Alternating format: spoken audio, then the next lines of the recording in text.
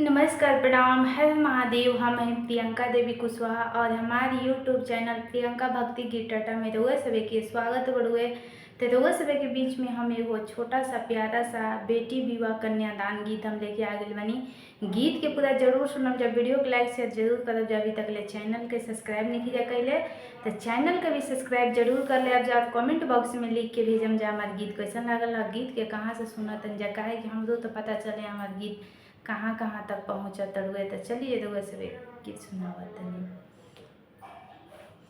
छोटी मोटी अंगना हो पापा झांझरी के वाड़। छोटी मोटी अंगना ए पापा झांझरी के वाड़। अरे कहाँ हो पापा साजन सब लोग। अरे कहाँ बैठै चाचा साजने सब हो लोग। अरे मोरा पीछू वड़ियाए बेटी घानी फूलवार। अरे मोरा पीछू वड़िया हो बेटी घानी फूलवार। अरे उहाँ में बैठैबो बेटी साजन सब लोग। अरे उहाँ में बैठैबो बेटी साजन सब लोग। अरे काई उनकर खैलए पापा काई उनकर नसनी।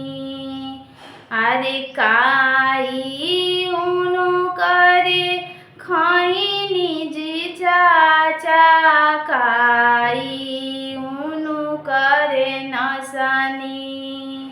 अरे कौने आए गुनावे पापा छेकले दुआर। अरे कौने आए गुनावे चाचा छेकले हो दुआर। अरे पानवा उनकर खैनिए बेटी फुलवा उनकर नसनी। पानवा उनकर खैनिए बेटी फुलवा उनकर नसनी। अरे दमड़ी से नुरावाए बेटी छेकली दुआर। अरे दमड़ी से नुरावाए बेटी छेकली दुआर। अरे पानवा पापा फुलवा उनकर बटोरती। अरे पानवा उनकर फेरती जी चाचा फुलवा उनकर बटोरती।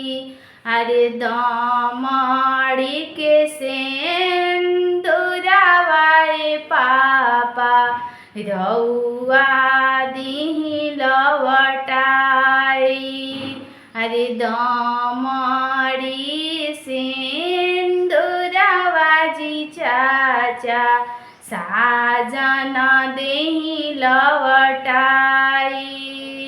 छोटी मोटी अंगनामा हो पापा झांझरी हो केवाड़। अरे कहाँ बैठई बे पापा साजन सब लोग। अरे कहाँ बैठई बजी चाचा साजन सब लोग।